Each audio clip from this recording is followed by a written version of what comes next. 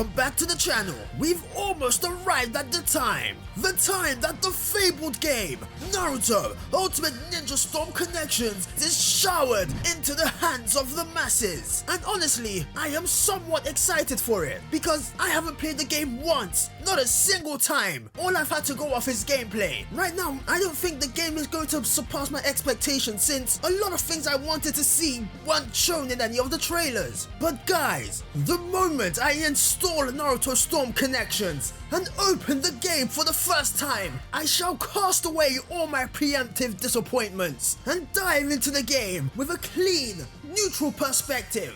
Being negative isn't going to change anything this late into the timeline, especially as someone who's going to make videos on it. I know the game will be missing some vital modes upon release, which is unfortunate, and regarding that, I just hope that CC2 will patch things up as well as treat this game with a lot of love and affection. I've been openly expressing my discontent with the game, and now I feel that the books need to be balanced with some positivity. So before I get my hands on it, I want to mention everything that I do like about Naruto Storm Connections. I like the changes that they've made to the gameplay mechanics. The fact that you can now attack your opponent on the floor, extend your combos from grabs, and even from jutsus. Speaking of jutsus, I like the fact that every character now has a second jutsu to use. I've seen characters like Sarada and PTS Sasuke have air jutsus now, and potentially other characters have been given the same privilege. The good thing about this is that it makes characters that aren't really the best become somewhat viable, since they now have more utility to use. Me personally, I'm just hoping my boy Rampaging Obito has some sort of air jutsu too. Throw in PTS Tenten while you're at it. I like that the sub-bar regeneration now operates on a timer alone and isn't affected by how much damage you take. I think this increases the chances of landing extremely cool and unique combos whilst dealing large amounts of damage. In a way, it means players will have to be smart now with how they use their subs,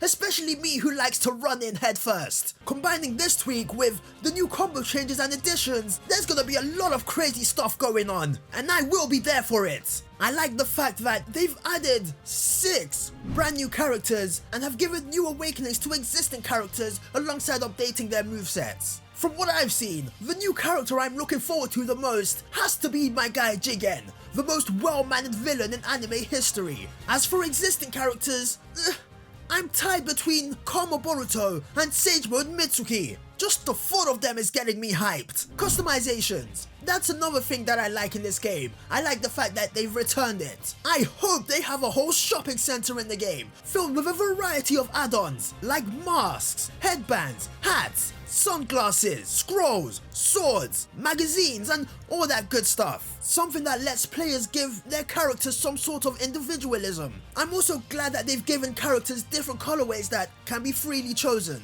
I've seen some sick skins so far. The communication wheel is also a cool touch. If it has the right phrases, it's going to be very useful, especially when someone is taking ages to ready up and you want to wait to express your anger towards them. The game being 60 FPS is another thing I'm very grateful for. I just know everything's gonna look extra sexy.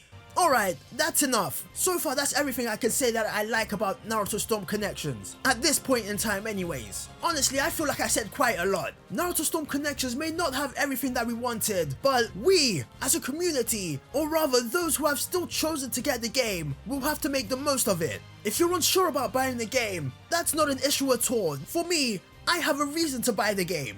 Key word here is reason, and I feel like if you don't see a strong reason to buy the game, then you don't have to. You know, don't do it because everyone else is doing it. I'm sure it will still be enjoyable to watch even if you don't buy the game. Now I shall ride off into the sunset with my copy of Storm Connections. Notice how there's nothing on the screen. That's because I don't have it yet.